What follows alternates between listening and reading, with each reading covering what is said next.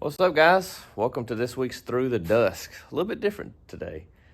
You can see my bike here, and I know right away nothing seems odd, but that's not where your chain is supposed to be. Chain doesn't go here, chain goes here. So I got a new chain and sprockets for my bike earlier this week, and I splurged. All right, I like the DID X-ring chains. I had one on my XR. Never had any issues out of it. It stayed tight. I love that chain. So I ordered a new one, but I went gold this time with fancy. So I ordered a gold DID and got that baby in. There's my old chain there. And it was quite crunchy. Well, when I went to put it on, the master link that they sent me was the kind that takes the special $150 tool from DID to mash it together and rivet the end and all that. Why send me that? The last one I ordered had just regular C-clip style. So I immediately got on Amazon, $10, ordered a C-clip style, got it on the way. Well, impatience kicks in because I wanted to go ride yesterday. The clip just came in today. It's Friday. So couldn't wait. I wanted to go ride. I wanted to film a devotional video riding and in the woods. Had everything ready to go. And so I used an old master link that I had laying around. I put it all together. It didn't fit great, but it did fit okay. And I thought that'll hold for one ride. I'll get back. And I knew the new one would be here today. I was like, so it's just for one ride. So I get about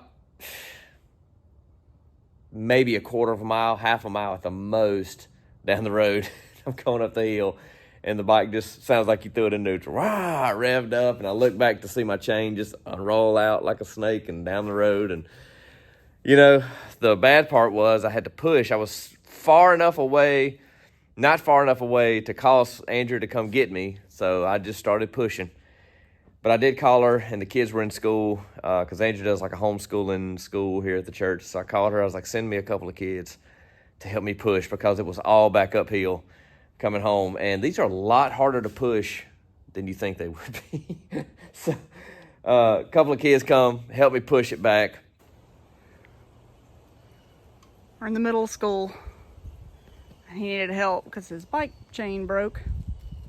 So I sent all my school kids to help push.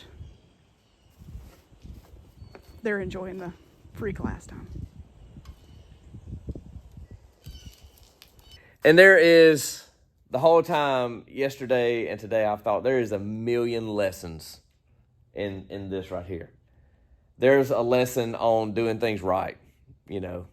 There's lessons on the weakest link. You know, I could go on and on and on with applications to this, to life.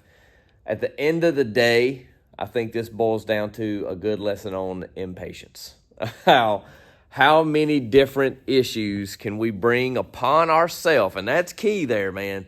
It's key. We're not talking about issues that some other external force, be it another person or the devil or whoever else bringing it upon us. We're talking about issues that we bring on ourselves, that the sole source of provision for that issue was our impatience. I think through the Bible, I think of, golly, we could think of Abraham and Sarah. We could think about Moses hitting the rock when God told him not to.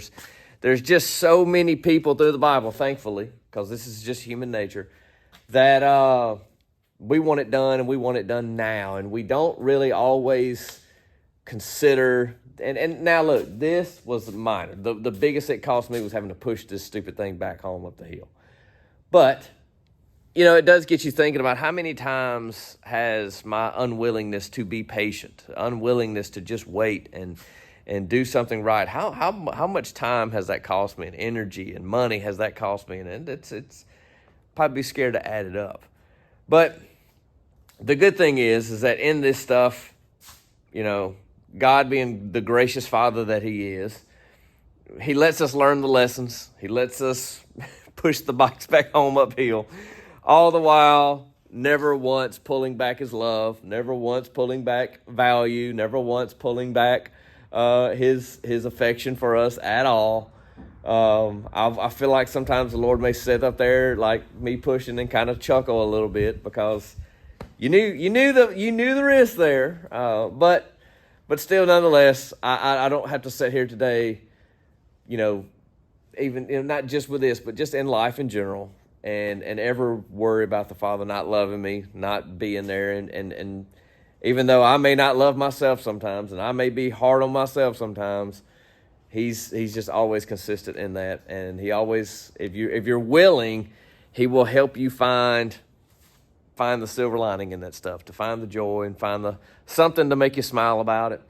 But so the mail just ran, and we have here an old C-clip style master link that after I throw it on the ground, we're gonna clip this baby on, and we should be riding.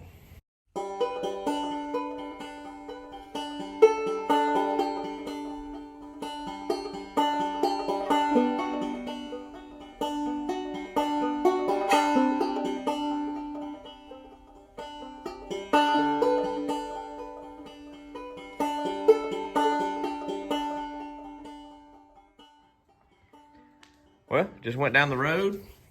Everything seems to be fine. So went and did a couple of hard pulls and just cruising, and I think we're good now. Always kind of helps to have the right part, right?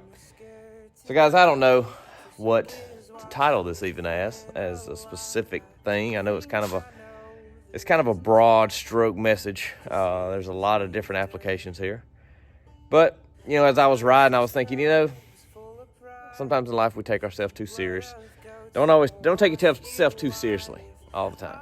Be willing to laugh at yourself, laugh at your mistakes. When applicable, of course, like in this situation. It's certainly worth me just laughing at myself and smiling and thanking the Lord that I was just right here and not way away from the house and all that kind of good stuff. So I don't know. Just wanted to kind of come to you guys, and I know this is a little bit different devotional. They're not always going to be like this. This is kind of what it is for the moment. But enjoy life, smile, laugh. Don't forget to thank the Lord for all your blessings, all the good things around you, the people. The fact that we get to ride these things and enjoy them in this great country of ours. I mean, we just got so much stuff to be thankful for, guys. Watch out for those little weak links. Watch out for those fruits of impatience. Watch out for all of those things. There's a way that seems right to a man, but in the end it leads to destruction. Watch out for that stuff. Be careful. Love you guys. Thank y'all for watching. We'll see y'all next week. Hopefully in the woods with the original devotion I had planned for this week. See you then.